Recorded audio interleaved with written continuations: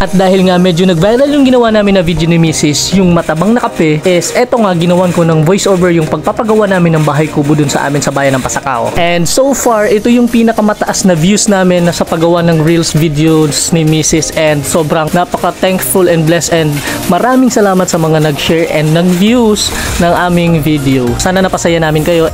And by the way, nung unang araw pala ng paggawa namin ng bahay kubo, is silang dalawa lang ni NN and ni Papa yung nag-start nito. And syempre, bago nga pala namin sinimulan itong kubo, is inuna namin yung pagpapatayo ng aming gripo. Bale, ang ginawa namin dyan nila Mama is nag-canvas kami ng nag-canvas kung saan po pwede and saan mas makakamura na magpagawa ng gripo, para makompare namin sa bawat isa kung saan mas maganda or saan mas matibay yung pagpakakagawa nila. And yun naman, nakahanap kami sa Balogo, and i-reveal ko mamaya kung magkano yung nagastos namin or yung price ng pagpapagawa namin ng aming gripo. And sakto nga pala, yung time na nagpapagawa kami ng aming gripo is fiesta din sa amin, kaya itong si Papa nagpakatay ng kanyang alagang baboy para imaihanda sa araw ng fiesta dun sa amin. Kaya naman nung fiesta is talagang abalang-abala sila sa paghanda. Kaya eto na nga, dito na nag-start yung pagpapagawa namin ng simpleng bahay kubo, and then later on sa susunod kong video is i-reveal ko din kung magkano yung nagastos namin dito sa aming simpleng bahay kubo. Kaya kung meron kayong kaunting budget or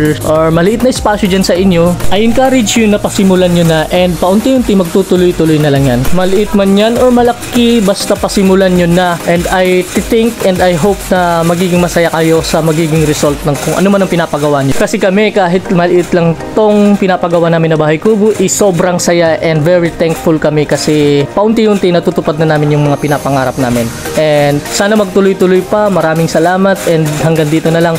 Thank you. Salamat.